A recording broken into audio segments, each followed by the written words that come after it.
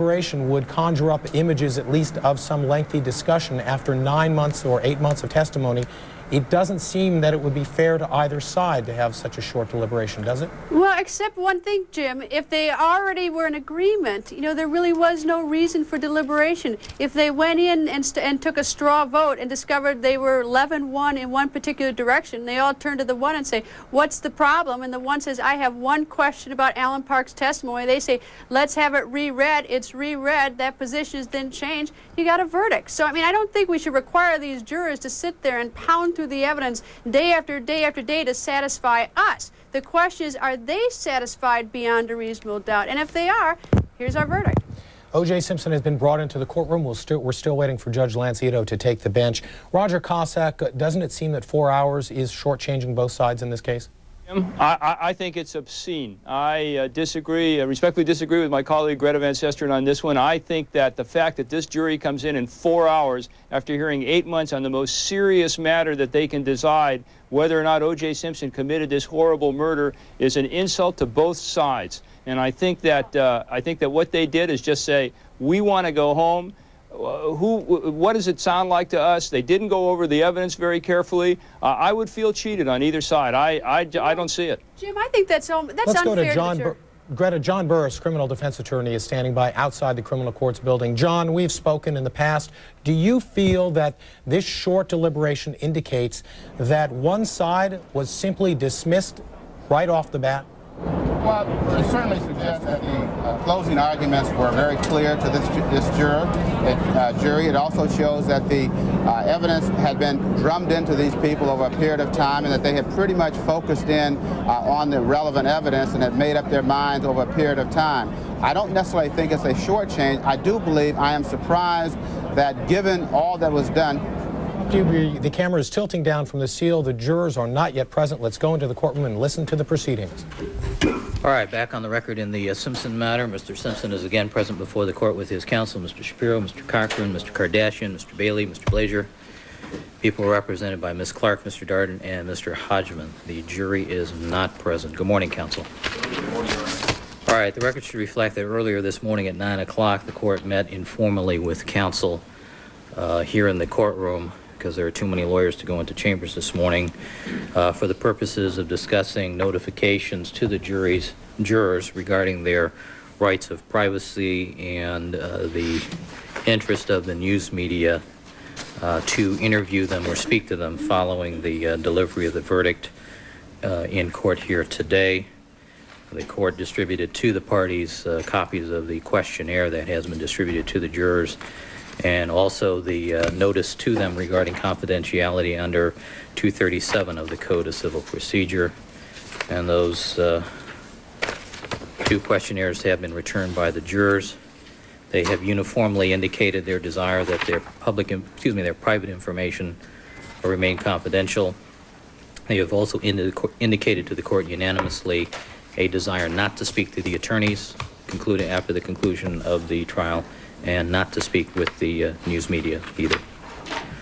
All right, counsel, is there anything else we need to take up before I invite the jurors to join us? All right, Deputy Trower, let's have the jurors, please.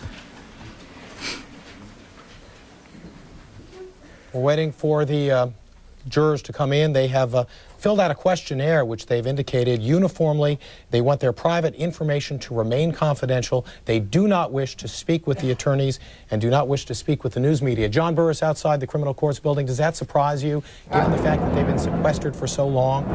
No, it doesn't. A lot of jurors who have been in major cases like this do not want to talk with the media at that time. They may do so later, but they want to get away from it. They want to have their privacy reinstated, and they want to do it under circumstances where they control it better. So I'm not surprised at that. I know it's disappointment for the lawyers, disappointment for the media, but it's not surprising they want to get on with their lives and get away from the media. And more significantly, people may have some monetary interests, and they do not want to jeopardize those interests by talking too fast to the media and giving out this information as opposed to protecting it for private financial gain. Let's go to Greg Lamont, who's at the AME Church, is standing by like all of us are, waiting for this verdict. Greg, what's the mood there? I want to talk to the media. As I was saying, when the judge was taking the bench, we had requested through Judge Greg, what is the mood there at the AME Church? We're at the first AME Church in Los Angeles, the largest African-American church in Los Angeles, where several dozen people have gathered here to see the verdict as it is announced. Got several coming into the courtroom. in front. Let's take you now into the courtroom. The jurors are obviously And seated. the record should reflect that we have now been rejoined by all the members of our jury panel and our alternates. Good morning again, ladies and gentlemen. All right, Mrs. Robertson, would you, do you have the envelope with the sealed verdict forms, please? Yes, Your Honor. All right, would you give those to Deputy Trower?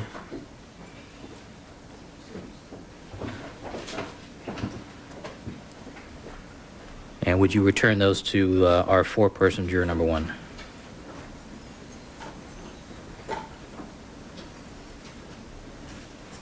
All right, Madam Foreperson, would you please open the envelope and check the condition of the verdict forms?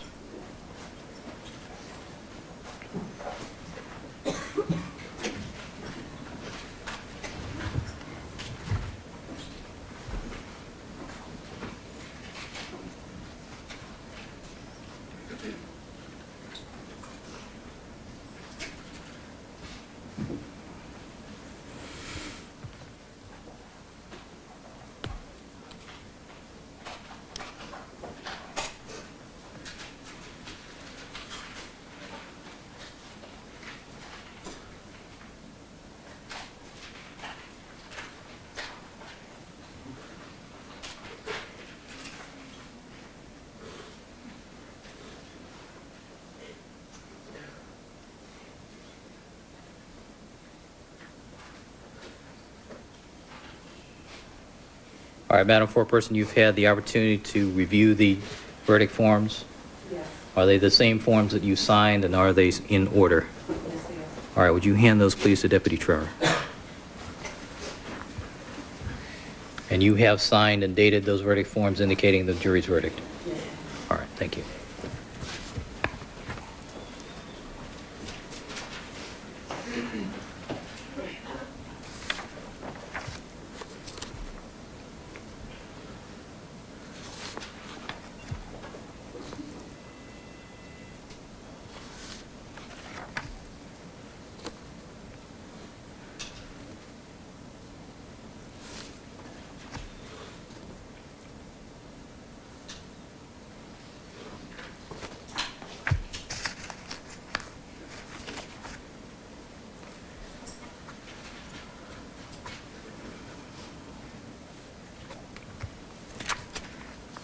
All right, ladies and gentlemen and of the jury, I'm going to ask that you carefully listen to the verdicts as they are being read by the clerk, Mrs. Robertson. As after the verdicts have been read, you will be asked if these are your verdicts. And I would caution the audience during the course of the reading of these verdicts to remain calm, and that if there is any disruption during the reading of the verdicts, the bailiffs will have the obligation to remove any persons disrupting these proceedings. All right, Mrs. Robertson.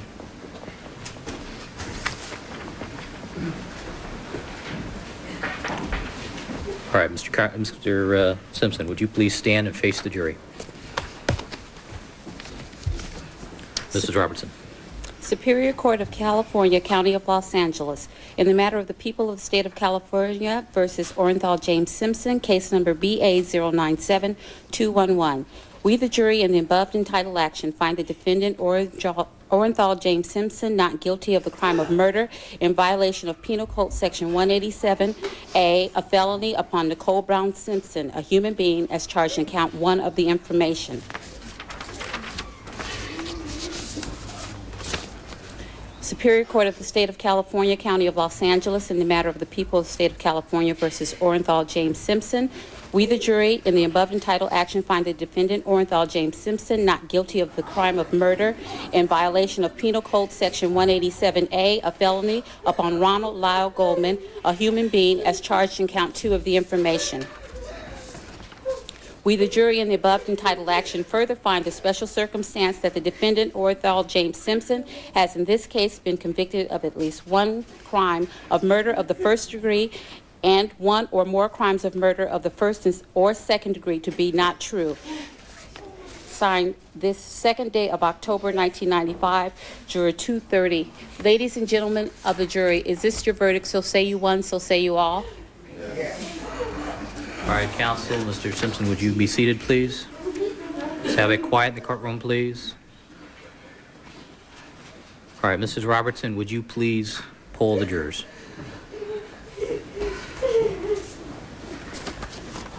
Poll the jury.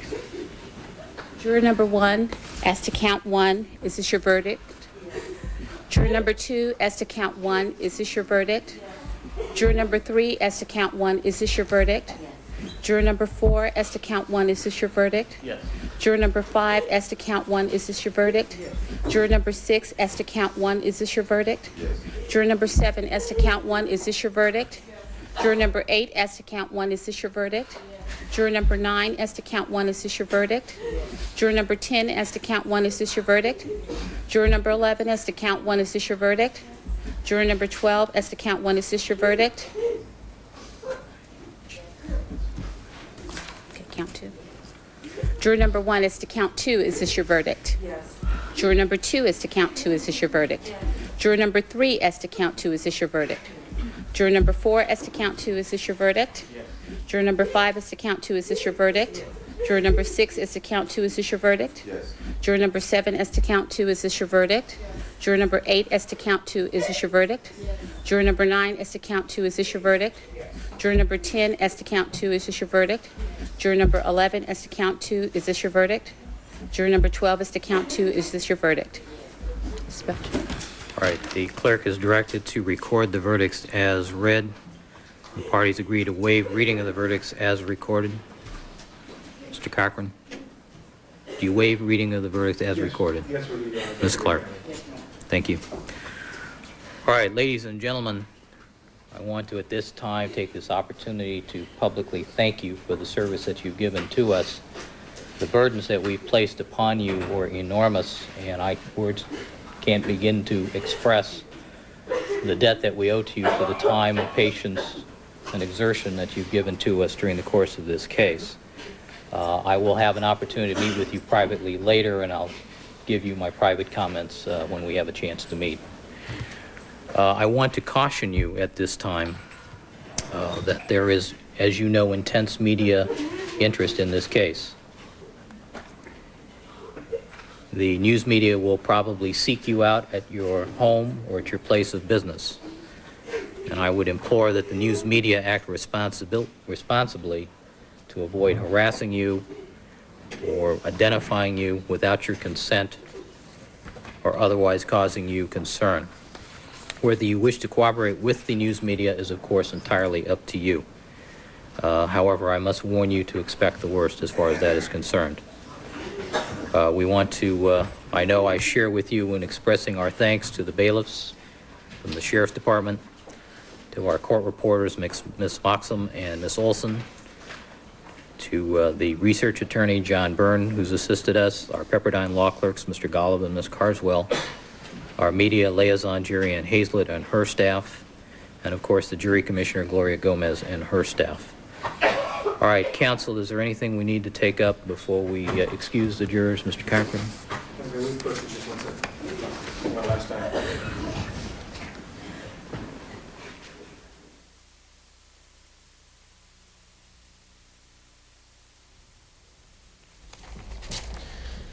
As you heard, the jurors have returned a verdict. It took less than 3 minutes to read in total and to poll the jurors. OJ Simpson has been found not guilty of both first and second degree murder. As to Nicole Brown Simpson and Ronald Goldman, not guilty of murder.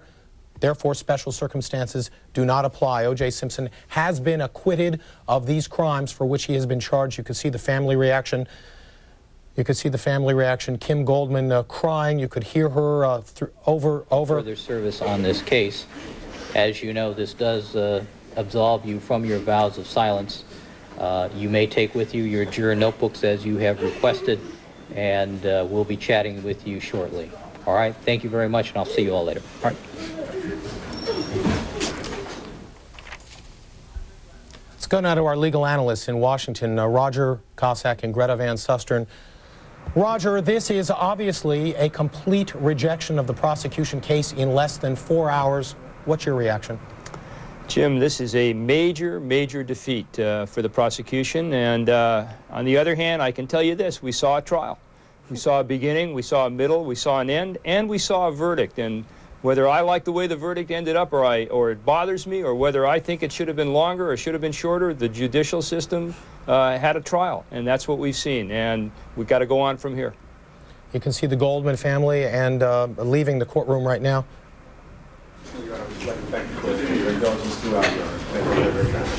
Ms. Clark. Thank you. All right, the defendant having been acquitted of both charges, he is ordered transported to an appropriate Sheriff's facility and released forthwith. All right, we'll stand in recess. Thank you. Please clear the floor.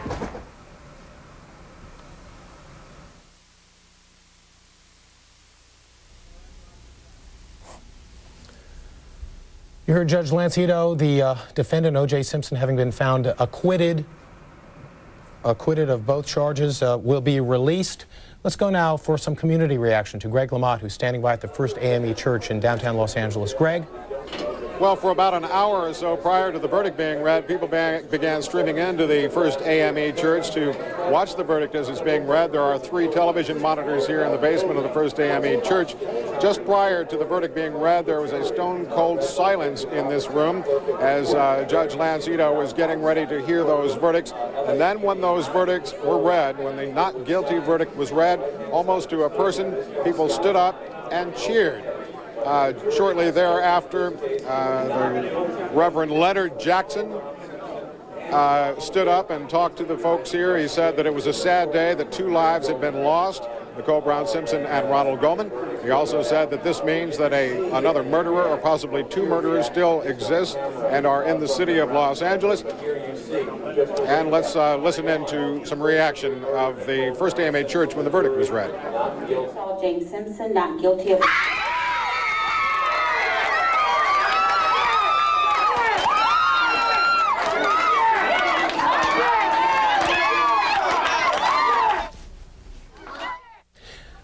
Let's show you some reaction from outside the criminal courts building just after the verdicts were read. This is outside the court. What you're looking now is actually not live. It was taken just a few moments ago. This is reaction outside the court after the jury returned the verdicts not guilty of both counts of murder. We heard that the judge is ordering O.J. Simpson released forthwith. Let's go now to Greg Lefebvre, who's standing by at the Men's Central Jail. Greg, what procedurally happens next? This is O.J. Simpson's next stop, but last night, that fateful night, was his last night to be spent here. According to usual procedure, Mr. Simpson would be transported back here to the Men's Central Jail. He would be then signed out. He would have his records checked to make sure there weren't any more warrants or wants for him. His fingerprints would be checked. He would have his personal items returned to him, and then he would be released to his own freedom. Now, we heard very early this morning that a representative from Johnny Cochran's office was here, reportedly with 2 vans with which to transport Mr. Simpson away should Mr. Simpson be acquitted. Well, now that we know Mr. Simpson has been acquitted, he will soon be a free man, and we anticipate that he'll be released from this facility probably within the next few hours. We are told that the process takes half an hour to 4 hours. I can only imagine that it will be the shorter of the periods. Jim? Thank you. This CNN's Greg Lefebvre at the Men's Central Jail. Roger Cossack in Washington. I heard a sense of sorrow in your voice, not as to the verdict, but perhaps because this verdict was reached so quickly.